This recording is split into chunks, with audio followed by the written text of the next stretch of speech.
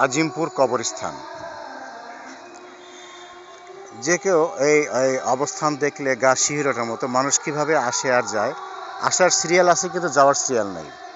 তো এই কবরস্থানের এই প্রেক্ষাপট যারা চোখে দেখে হৃদয়ঙ্গম করতে পারবেন আসলে জন্মটা হয় কিভাবে আর মৃত্যুটা হয় কিভাবে, এর মাঝখানের এই জীবনটা যদি আমাদের সিরাতুল মুস্তাকিমের পথের মধ্যে না থেকে আমরা মরতে পারি, তাহলে আমাদের জন্য পরকালে কি হতে পারে অবশ্যই ভাববার বিষয়। দুনিয়াতে বাড়ি গাড়ি, সুইস ব্যাংকের টাকা, সিঙ্গাপুরে বাড়ি, মালয়েশিয়াতে বাড়ি অনেক করে রেখে যেতে পারেন, কিন্তু শেষ পর্যন্ত এই সাদা কাফনের এই কাপড়েই সবাইকে একই সাথে একই জায়গায় রাখা হবে।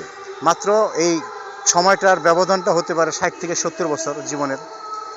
তা পরবর্তী অনন্তকাল জীবনে যেখানে থাকবো সেখানকার জন্য আমার করণীয় কি, সেটার জন্য আমি পৃথিবীতে কি রেখে গেলাম, আমি কোরআন সুন্নাহর ভিত্তিতে জীবনযাপন করলাম কি না, এবং কোরআনের আইন সংবিধান আল্লাহর জমিনে আল্লাহর আইন প্রতিষ্ঠা করে সংগ্রাম করে গেলাম কি না, সেটা দেখার বিষয়।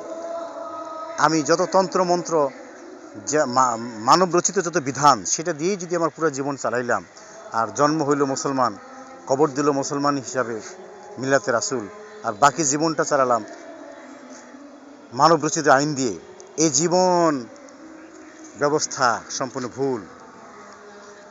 এই কবরে গেলে যারা ঘুমিয়ে আছে তারা বলতে পারবে যে এই কবরের মধ্যে তার কি আযাব হচ্ছে, তার কি ভুল কি হচ্ছে, সেটা আমরা হয়তো কেউ অনুভব করতে পারতেছি না।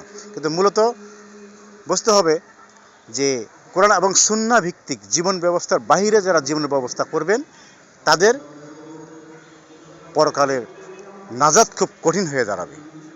এইটাই বাস্তবতা।